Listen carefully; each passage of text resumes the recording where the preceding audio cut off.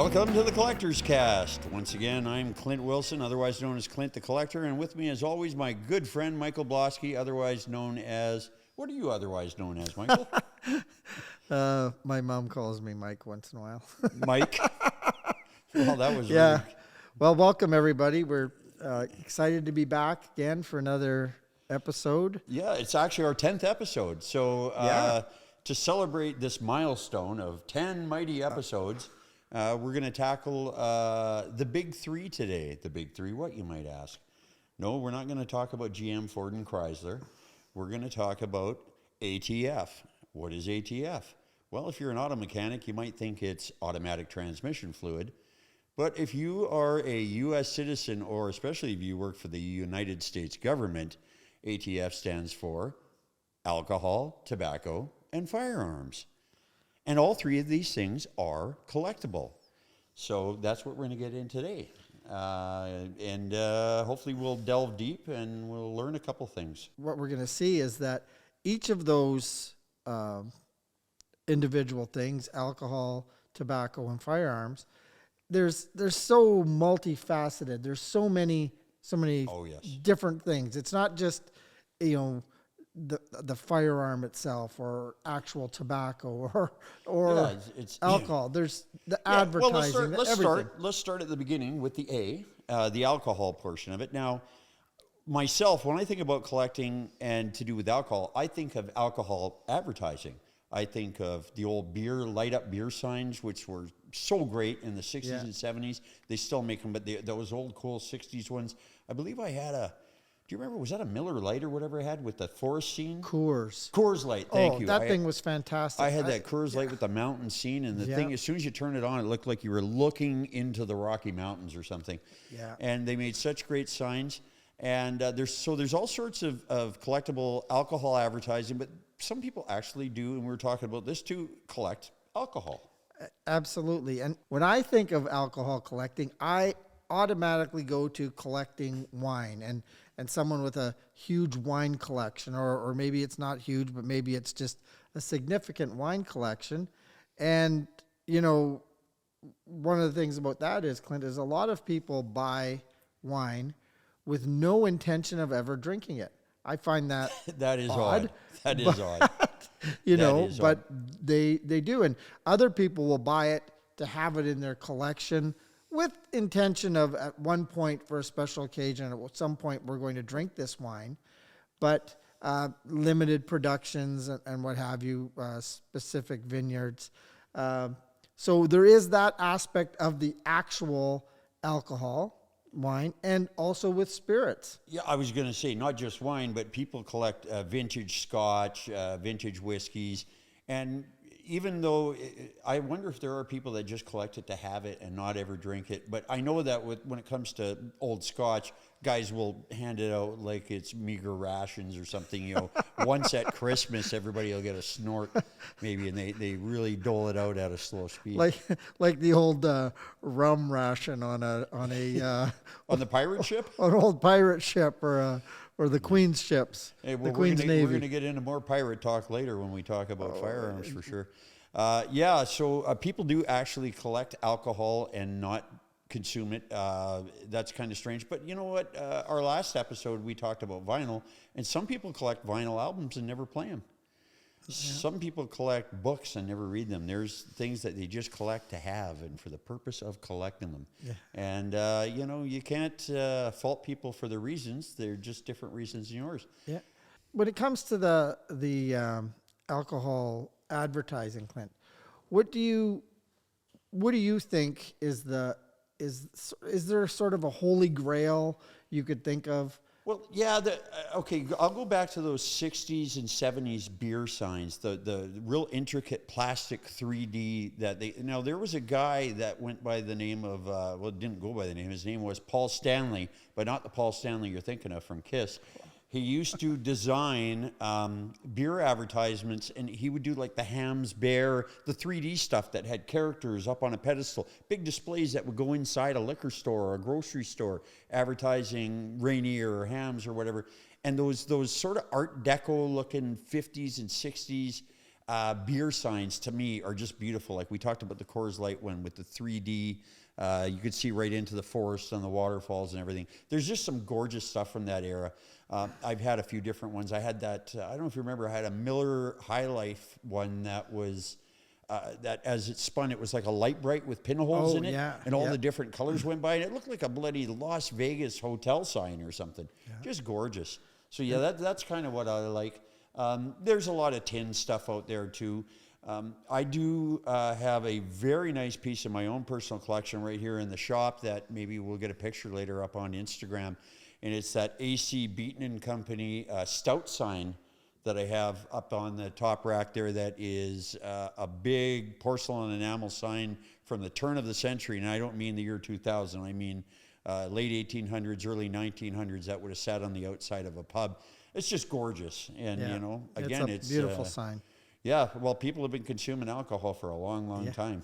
And, you know, here, I may start a trend right now with what I'm going to say. But with the microbreweries and the cottage breweries springing up, there seems like there's one springing up every few miles in the countryside, that maybe a good thing to do would be go and grab some of these breweries early advertising. Yeah, that's not a bad idea. You know, some of them, you know, some of them may end up being giant companies one day. You go, look, I got this little sign from back when they were nobody. But also, some may just die on the vine, and then that sign becomes very rare too, because it's a company that wasn't in business long. What do we say all the time? Like, you know, oh, I've never seen one of those before. I've never seen that sign before. Well, that's the sign to buy. Yeah, that's the one you should go after. Especially, it seems like the breweries always seem to come up with the great graphics and great detail, and let's face it, we're in a world of it doesn't matter what you have; it's how you market it. Yeah, to a certain extent. No, it's right? true. You know, marketing is a huge factor in your success. Or people tend to go the way they're or led. Unsuccess. And buy the things that they're led to buy. You know, back to that, some of that beautiful old advertising brings me up to a recent story at an auction, and I showed you the numbers on this. There were some 1920s and 30s beer trays. So just what you imagine that the waitress walks around with in the bar, holding a few glasses of beer on, and they had advertising. You still see them. I've had lots of them. I've probably got a couple in the shop right now. And they have their advertising on. But these were old, really intricately designed, kind of the old-timey, scrolly, sort of Barnum and Bailey-esque type writing, very colorful, and they were for Pilsners. And these 3 bloody beer trays from the 20s and 30s, I watched them go at auction. One went for $2,200 for one tray. One went for $2,400, and the other one went for $3,700. Yeah. And I believe they were all local to Vancouver, British Columbia, but just unbelievable money that people are shelling out. Absolutely. And that also shows a recent spike in that type of collecting too, because showing us that alcohol, or especially old alcohol advertising, is hot, because the auctioneer at that particular auction told me that one sign that went for, or the tray rather, that went for $3,700, he'd had not that exact tray, but one very similar in similar condition about some 5 to 7 years ago that he'd sold for $500. Yeah. And he knows what he's doing. But again, we were saying advertising has just gone crazy. Anything, tin advertising, a sign, and it's just old signage. Yeah, it's just exploded. Now we're going to talk about actual alcohol. Okay. And I'm going to sort of mix this in with kind of a bit of a trivia question and kind of just a bit of a statement. So I'm going to ask you, my friend. Okay. What do you think was the most expensive bottle of wine ever sold at auction? Well, basically ever sold, because it was sold at auction. Boy. I'm going to give you a hint. I don't know enough about wines, period, to give you where it would probably be a French wine, I would gather. But you know, I've heard ridiculous numbers. It's probably a couple hundred years old, from the 17 or 1800s, and it would probably be $500,000. Well, you're right. It was $500,000. Are you serious? Yes, 1945. What's next while I pull a rabbit out of my hat? 1945 Romane Conti Grand Cru. Oh, Chianti. Yep. And here's the crazy thing about it. After it sold for $500,000, a second bottle of it was also up for auction moments later, and the second bottle sold to another private collector for $496,000. So just right there too. Wow. Unbelievable. I honestly did not know anything about that question coming up, and $500,000 just seemed like a ridiculous amount of money to pay for a bottle of wine, so that's what I went with. Prior to that, a French wine had sold for $304,000. Okay. And I just want to point out to our listeners that the only reason I know the proper pronunciation for Chianti is because of Hannibal Lecter and the Silence of the Lambs. Because remember, he said that he ate that guy's brains with some farver beans and a nice Chianti. Well, I'm just thinking about this. Sorry for interrupting, but this $500,000 bottle of wine. Could you imagine? You and I, of course, you don't. I don't partake in any alcohol, but just imagining us going over to someone's place and going down to their wine cellar and grabbing a bottle and opening it, and drinking it like standing there. You want some of this? As they walk in. Yeah. We're just passing it around the barrel here. Yeah. So we've covered the A of the ATF. So now moving on to the T, the tobacco. And again, now I don't know of anybody that actually, no, that's not true. I do know people that collect old unopened cigarette packs. So that would be another example of collecting something that you're not planning on consuming or using ever. You're just collecting it to have it. But when I think of tobacco, I think of the advertising. And tobacco advertising is as big as alcohol, or was for years and years and years. But the difference, well, again, there's some similarities on where alcohol is allowed to advertise. Yeah. But tobacco has been extremely choked off in the last 20, 30 years. Everybody knows that smoking tobacco is less and less all the time. It's falling out of favor with society in general. Everybody knows it's bad for you. It gives you cancer. But that makes the old advertising worth that much more. It's just going the way of the dodo. Well, it's it really is. Right back. I'm a huge, as you know, I'm a huge Formula One racing fan. Yes. Right back to where you'd see the cars with Marlboro on it. You'd see the Lotus had the camel advertising on it. I at one time had a piece of Greg Moore's race car, had players on it. Yep. And then once the laws came in that no more tobacco advertising, it was so lucrative to those racing teams that even at one point Ferrari just painted the white, like they didn't have Marlboro on the car. It did not say Marlboro, but they had the paint scheme of the Marlboro cigarette box. So it looked like it. And even another thing that's dear to me that I know you can't believe it, but I love curling. Yeah, just to watch the Briar and the World Curling, and then one of my favorite pieces that you have here in your beautiful store, Clint, is right up there that the McDonald Briar. Used to be called the McDonald Briar. And what's the focal point of that piece of advertising? Export A cigarettes. Yes, right in the middle of the cardboard. We'll get a picture of that up on our Instagram as well for the listeners. I mean, it's a wonderful piece of advertising. And then I go, well, it's curling. Like they got the curling rocks on there, and I go, that's tobacco. But tobacco knew how to advertise. They knew how to. But now that's no longer allowed. Nope. They've been regulated out of advertising in sports. And I did not realize that tobacco had left racing, that it had been banned from racing. I'm not as a racing fan like you are. I mean, I enjoy watching drag racing and whatnot, but I was unaware. Like I said, well, what about the Winston Cup series? He said that's gone. Yeah. And so I started doing a little reading on it, and it's absolutely all the tobacco advertising has been removed from racing. And it just makes one wonder what's next. What are they going to remove next? What are they going to ban next? Yeah. But going back to the tobacco for a second, and we were talking about those beer trays going for so much money. We mentioned this on an episode previous, that one of the highest priced things we ever saw go at an antique and collectible auction was a Black Cat tobacco sign. a large Black Cat tobacco porcelain sign, and it went for $12,000 for one sign. Yeah, absolutely. I could not believe it when I saw that. I was like, wow. When I think of my grandpa Tom back on the farm when he'd have his Black Cat tobacco tins. Yeah. How many of those tins, like my friend, you have no, like we had so many of those tins. They were on top of most of our fence posts. Yeah, you put them on upside down to keep the fence posts from rotting. Unbelievable. And I'm thinking, man, if I had those now. Yeah, your grandpa probably used a few of those tobacco signs for shingling the barn or whatever, fixing a fence. We would go out and shoot it with our 22s, Yeah. shoot at those fence posts at the tin on them. But yeah, I mean, unbelievable.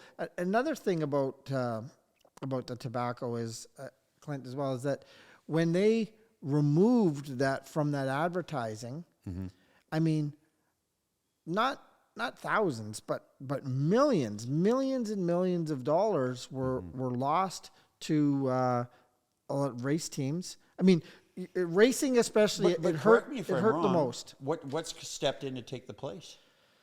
I think I have high a part tech. Of the answer. Yeah, I was a lot of gonna high say, tech. All the tech industry. Yeah. We were just watching hockey tonight, and there's the Twitter and the Instagram and all those emblems being projected on the ice. And it wasn't even real, because from another camera angle, we were watching a replay, and it was gone from the ice. Yeah. So they project advertising right onto the ice and onto the boards that the people in the arena can't see. A lot of technical companies have stepped in with big, but still big in the racing world is oil. Like for sure. Mobil, Shell. We probably could, and we probably will do an episode entirely on gas and oil and petroleum because it's so huge. It's so huge. World. But tobacco is now gone. Is gone. It hurt. There are many race teams in NASCAR, IndyCar racing, Formula One. They couldn't survive without the tobacco advertising. So, boy, oh boy. And here, let me shoot a quick trivia question at you. You probably do know roughly this, but I'm going to see if you can get it exact. Of the NASCAR Winston Cup Series, which was their big season that they'd have, and they'd race against each other all year. That Winston Cup Series, which was paid for largely by R.J. Reynolds Tobacco, who owned Winston Cigarettes. What years did that run from and until? When did Winston Cup Series start, and when did it finish? I should know this, but I'll give you a hint. It's just over 30 years. A little bit over 30 years. I was going to say from 1969 to 2001. You're very close. 1971 to 2003. Yeah. You were actually off 2 years on each one, so you're very close. But yeah, so for 32 years, Winston Cigarettes paid the ride on all that racing, and now it's been banned. But that's been happening for years. People won't remember this, and I don't even remember it as a kid. But in the '60s, when other people were kids, they used to advertise cigarettes on TV all the time. And in fact, in cartoons, they'd have little cartoons of dancing cigarette packs. And I've seen, I don't remember this when it was new, but I've since seen it on YouTube and whatnot.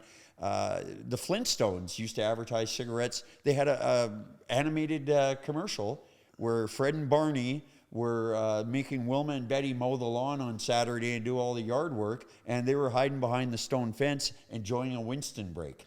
Wow. And that's just getting the kids right young when they're just starting, I'm just old enough to have had, when I was a kid, we'd have the candy cigarettes. We had those too. Popeye? Was it Popeye brand? Yeah, and now they're just called candy sticks, I think. Yeah, well, they couldn't call them cigarettes anymore. But you're right. They look like little candy cigarettes. And we've got a very young producer. I won't say very young, but he's younger than us. And you've never seen candy cigarettes, have you, in your life? Or heard of them? Candy sticks, yeah. Oh, yeah. But they were called candy cigarettes, so you could pretend you were smoking. And they also had those licorice pipes. Yes. Oh, that you can still get them. With the red sprinkles on the end that look like the fire, so you're smoking a pipe. Oh, yeah. But I'll tell you a true story about those candy cigarettes. That we had some of those Popeye candy cigarettes, me and a little friend of mine, when we were about 7 or 8 years old in Prince George, British Columbia. growing up, and it was in PG up there. It's pretty cold most of the year around, except for a couple of months in the summer. And it was like October or something, and we were at the playground on a weekend morning, sitting on the swing set or whatever, smoking or eating our candy cigarettes, but we were pretending we were smoking. And because it was cold out, our breath was visible. And a cop actually rolled by, a member of the city's finest, and he wanted to come over and question these little kids what they were doing smoking. We showed him, no, they're just our Popeye candy cigarettes. It's our breath in the cold. But he thought we were smoking. So, yeah, I guess they had to find their... Too many kids were getting arrested. But, yeah, tobacco advertising, a very, very big part of society until recently. So get out there and buy tobacco advertising. It's worth collecting. Yeah. And I think, as we said at the beginning, we're doing a 3-parter today, A, T, and F, and we're about to get to the F, but it's a big subject. So I think we'll take a little break, and when we come back, we'll tackle the firearms side of our show. We'll see you when we get back. All right. Welcome back to the Collector's Cast, Mike. And we're back for the third part of our big 3 ATF, and we've done the alcohol, we've done the tobacco, now we're moving on to the firearms. The firearms. One of the subjects that you hold close to your heart. You've always been kind of a gun guy. And yeah, growing up on the farm in Saskatchewan, that was, well, I think when you were 12 years old, you could take hunter safety at school. Mm-hmm. And part of that was you'd go out and shoot. But, I mean, most of us farm boys were shooting before then. No, we're Canadian kids, and we grew up in Canada here. And people often think that it's a real big American thing. Everybody's gun crazy. But, we had our guns, too. I don't think we were all that different from the American people. My dad and uncle were hunters, and, I went hunting, too, as a kid. And I had a fair bit of experience with hunting rifles. And I even remember the day when, it's a kind of a funny sort of a cliche or something now when they show a truck with a gun rack in the back window. Yeah. But that was like a real, it was commonplace where I grew up. Go down to the co-op or the gas station, and every truck had a bloody rifle in the back window. It was just a thing that was done back then. So the culture was a lot different. Now it's just so changed in the last 50 years that... it's a little bit of a different dynamic now, we'll say. Yeah, I mean, we've gotten to this point without being too political, but I think it's fair to say that we've gotten to the point where we blame the guns rather than blaming people and society for circumstances that lead to gun violence. Let's just say it that way. Yeah. I mean, I grew up around it. I don't know anybody that personally, knock wood, that was killed in a gun accident or anything. I know it happens. But, I think I grew up around people that were pretty safe. We're going to cover 2 areas, too. When you talk about firearms collecting, you've got your vintage firearms collecting, and then some people collect new firearms. And I have personally gotten into that side of things more recently. And one of the things we like to cover here on the show is new finds. And that's what I'm going to talk about today, is in addition to my modern gun collection that I just ran out thanks to I want to be careful how I say this because I don't want to be seen as leaning one way or the other politically. A very serious and tragic thing happened, which often happens in the United States, happened recently in Texas. There was another horrible school shooting. And just a horrible, horrible loss of life and children. And the American people, half of them are screaming for gun laws. The other half are saying, you can't pry it out of my dead fingers. And it's a giant controversy down there. But meanwhile, while that was happening, our own government just quietly announced right afterwards that it was tightening up its own gun laws. And it became very apparent, without getting into the exact science of it, because I really don't want to pretend I know it all. I don't know what was said entirely, but I do know that it's looking like it's going to be extremely hard, if even possible, to get a new handgun soon. Am I incorrect on that? Well, I think it's going to be possibly more difficult. Well, I do know that when this announcement was made on tightening up the gun laws, a rash of people ran down to gun stores and started buying up every handgun that was available. And I got caught up in the frenzy too. You know, people say, you're not going to be able to buy a gun soon. You better get down there and get one. So I went down to my local gun store, and I did manage to get one of the last guns. We are talking about Canada here, by the way, again. So we're talking about our own government making a decision away from the United States government on its own. But somehow I think spurned and based on that Texas school shooting was what prompted it to happen so quick. Yeah. And they were suddenly announced that they were going to change things drastically. And the gun stores are saying, well, you better get them while you can because we're not going to have any stock soon. And even the used gun market, there are sites you can go on to buy used handguns. They were suddenly changed overnight to where the used firearms were as expensive or more than the new ones. Anyway, here's the funny part of the story, I think. Not that guns are funny, but I went down to buy my handgun, and I do have the proper restricted PAL, the arms license, and so I had everything legally I needed to buy it. And again, I grew up around hunting rifles. I'm not a real knowledgeable handgun guy, but I know I didn't just want to go down and buy a pea shooter. Anyway, so I went in there, and the lineup was crazy. It was a crowd in there just to get to the display case that had the handguns left in it. And I could see over people's heads that there was maybe 7 or 8 guns it looked like left in there. And there was 9 people in front of you. Yeah, probably. But so at this point, I was standing, I said to a guy, is this the lineup for the handguns? He goes, sort of, I think. I don't know. It's just a mass of people, and we're all trying to get through. And so at this point, I wasn't even sure if I could even get one. But now I'm kind of panicking, like, geez, I want to buy a handgun. I've always wanted to buy one, but now I kind of got to poop or get off the pot. So, and while I'm waiting in line, there's this guy behind the counter, kind of a neat-looking character. He reminded me a little bit like Tommy Chong with a big beard and glasses. And I said, hey, man, can I bug you for a second? He goes, sure, man, what's up? I said, I want to buy a handgun, and I'm not real knowledgeable. I said, if you had a credit card with a lot of room on it, with a pretty high limit, and money wasn't an object, and you just said, I just want to get the best thing that's left here, what would you go for? And he immediately said, Colt Python 357. I said, do you still have one? He says, yeah, we got one left, I think. So then the word got to the back of the crowd that there was a guy there for the last Colt Python, and they kind of parted and let me through.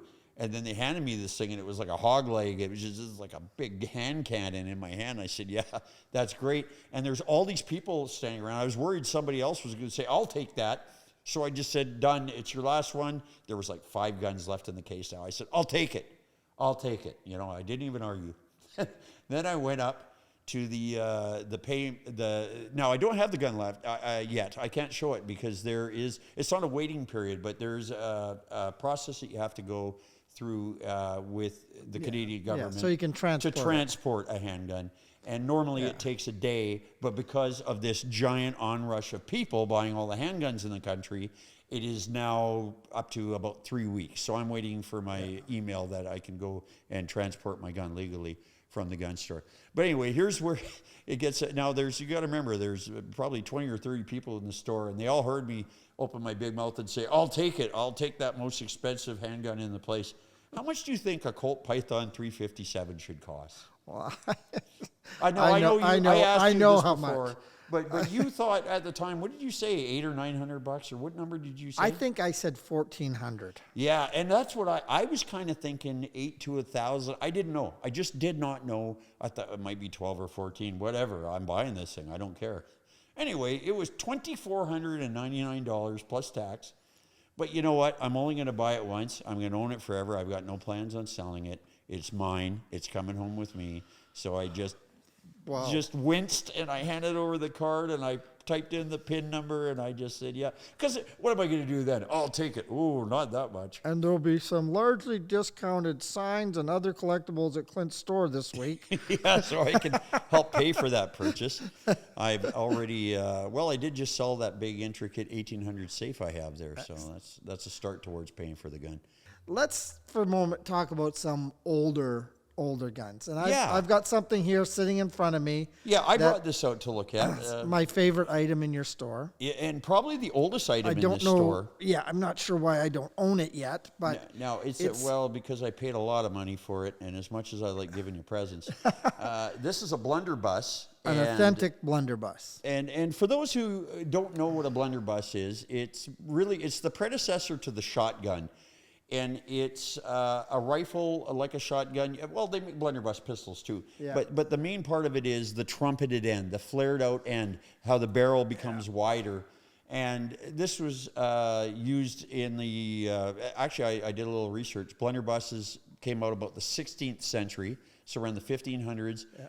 Both German and Holland were the two places producing them.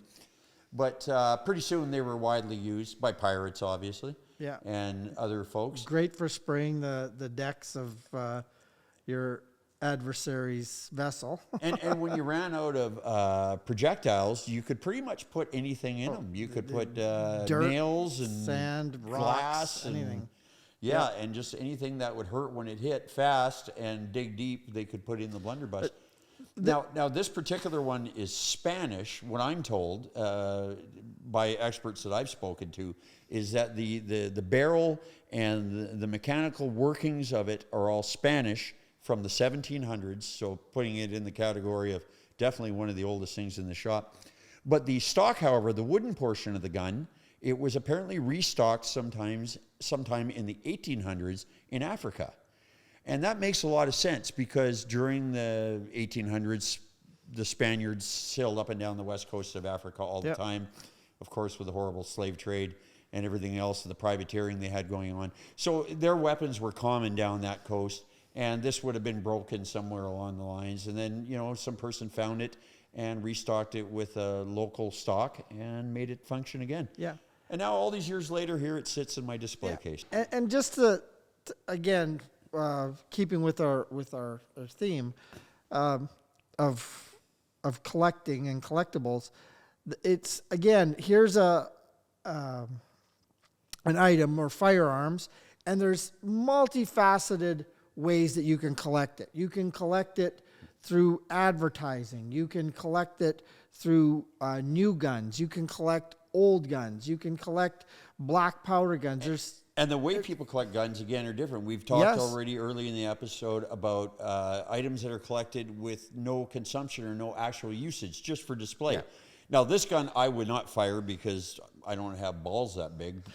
Not for the gun either, I'm talking about. It might explode. But I would be afraid that something that old would explode in my hand. So I collect the old stuff merely for display. But I do know people that, collect black powder guns, percussion cap style guns for usage, and they fire them on a regular basis. Yeah. There are clubs, of course, that exist. Clint, that's leading me into my recent find. Oh yes. And this is I'm going to add to this. This is recent find right under your nose. Well, let me just I'll let you say what it is and describe it to the listenership. But this is something that's happened in the past with other items.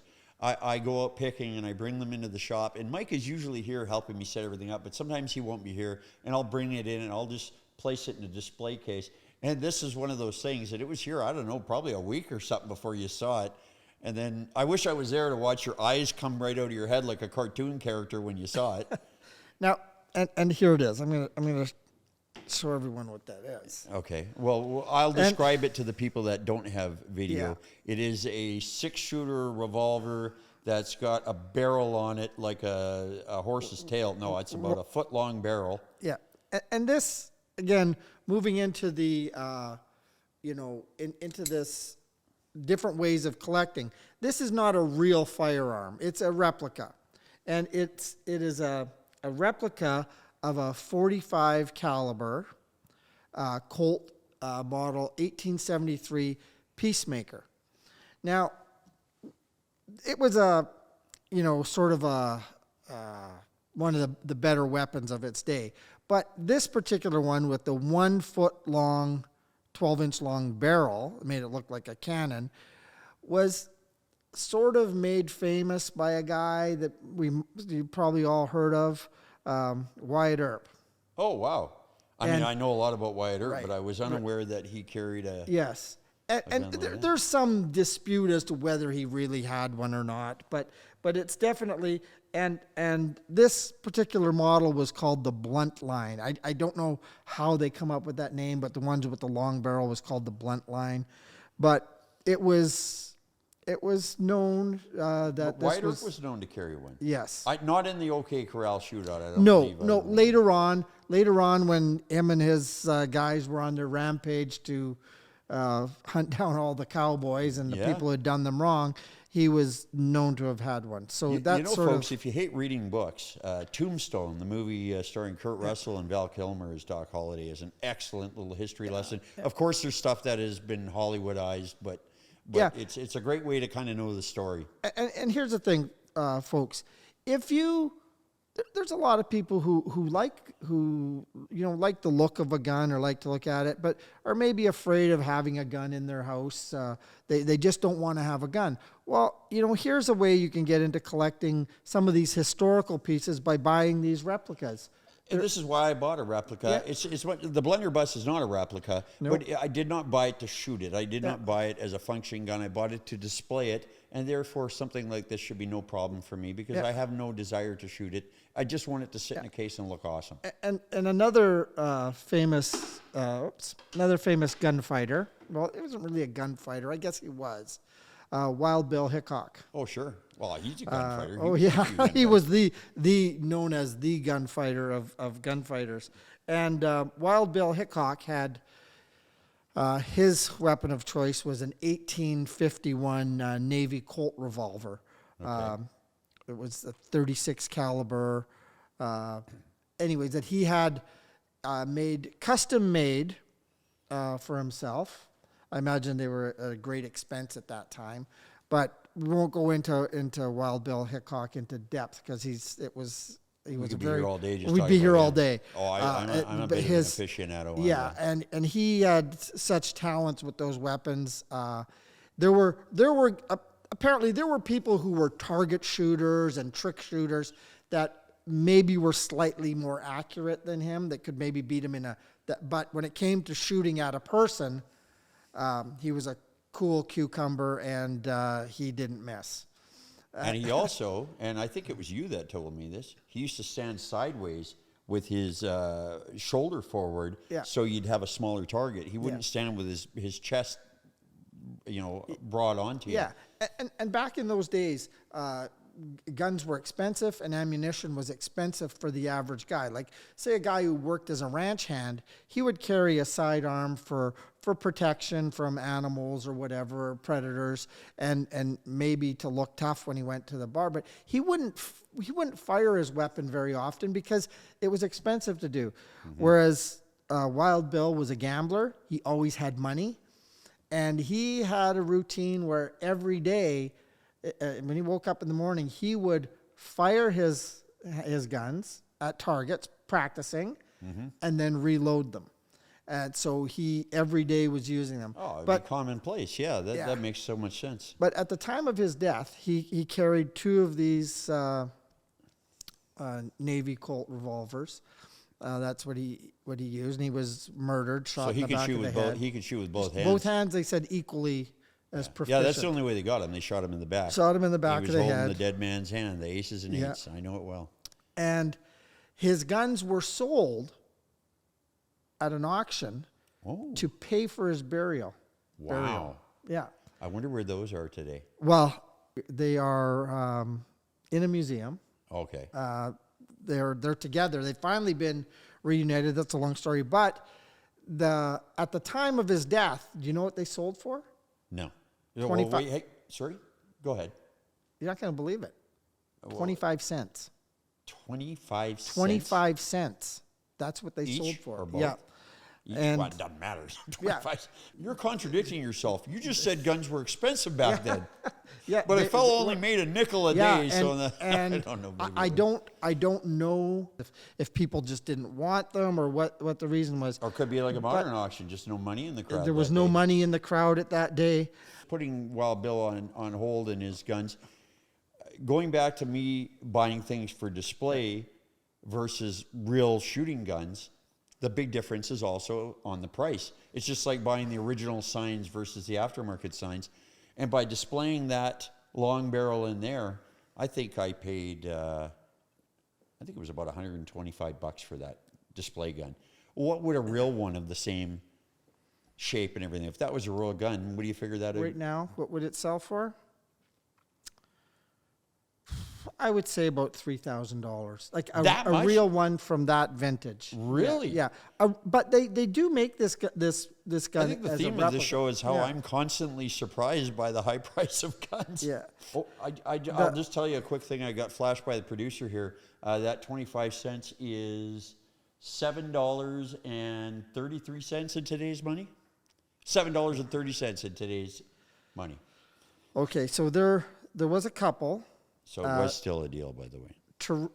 Jim and Teresa Earl of College Station, Texas. Okay. And they were passionate, lifelong collectors. Jim died in 2019. He was a professor of engineering at Texas A&M. Mm-hmm. And they had in their collection those two pistols. Wow. Of White Earps. And of course, today those would be worth. Yeah, and it would be hard to estimate what those would go. Just the fame and the prestige on them would be insane. So I'm going to put this question to us now about handguns, and I guess for myself, I'm not trying not to take over the show, but no. The people have this fascination of these weapons of destruction and death from American history, these different gunfighters. Yeah. So now, with that said, what do you think is the most expensive handgun ever sold at auction? Ooh. And we know it was... whose was it? What did it do? And how much did they get? Oh, I've never heard this question before, but I'm gonna go with the gun that John Wilkes Booth used to kill Lincoln. Oh, well, that's a good guess. But that's not it? But that's not it. Okay, well, I won't. You tell me what it is, then I'll guess the money, what I think it would be. Okay. The gun that Pat Garrett used to kill Billy the Kid. Jeez. That would be... Now, yep. Bonham's Auction had it up for auction. Are you going to give me multiple choice? Or a couple years ago. No, I'm not going to give you multiple choice. But I'm going to tell you a quick... First I'm going to give you the amounts. Okay, so Bonham's Auction... Wait, let me take a guess. So it was that Pat Garrett shot Billy the Kid, some sort of a six-shooter, I'm guessing. Yeah, it was... I believe it was... Colt? It was a Colt revolver, yeah. Okay. They were all... Most of them were Colts. So, yeah, which is really kind of a commonplace gun to even collect now. An 1800s Colt, you can find them for hundreds of dollars, not thousands. But I would guess this would be Bonham's $100,000. Well, they estimated as they were marketing the gun for the auction, they estimated that it would go for $3 million. Jeez! But that's not what it went for. What did it go for? $6 million. $6 million. And the crazy thing about that is that gun was a gun that Pat Garrett had taken off of a guy that he had killed in his hunt for Billy the Kid. Billy the Kid, one of Billy's cohorts, one of his cohorts that was traveling with him. Pat Garrett had killed him, and then looked down and took his gun. And was there. This is a better gun than mine, and kept it. And used that to kill. Yeah, and used that to kill Billy the Kid. Yeah, so that's So I found that I didn't know, and in that. So obviously, well, I remember we had an episode with old Ted Lyon on, came and visited us, and You asked him what the most rare thing he ever found was, and he said it was a Quackenbush rifle. Quackenbush You remember that? rifle, and I'd never heard of it. But now there's an example of a gun that is popular because it's a Quackenbush, some weird model that nobody's ever heard of. But then you're also talking a plain old Colt 45 because of the prestige of who owned it and what it was used for. Yeah. So again, just showing that things become collectible not always because of what they are, but because who own them. And I just wanted to put out there, people, that if you are collecting firearms and want to collect firearms, don't, you know, maybe some people might say, it's a firearm, it's taboo now. You know, not necessarily, right? I'll give you a good example. If anybody has a problem with collecting guns and thinks that it somehow makes the world a more peaceful place to not collect them, I also collect swords. I have over in my shop a wall full of swords, and I've never used one of them to cut anybody's head off. So, just saying, there you go. It's you know what? I think we're probably going to have to come to this subject again sometime because there's just far too much on collecting firearms to discuss in one show. Yeah. But we did it. We got through the big three, the A, the T, and the F. Hopefully we educated a few people. I learned a couple things today that I didn't know. So I did too, that you got a higher than $2,400 limit on your credit card. Yes. Well, not anymore. They cut it up after that. No, I still got it. Anyway, just been a pleasure sitting here with you again, Mike, talking about collectibles and all things collecting. And we love doing it, and we hope you guys will contact us if you have any questions at feedback@thecollectorscast.com or message us on our Instagram account @thecollectorscast. We loved having you. We hope you love being here. Have a great day. Yeah, we'll see you again soon.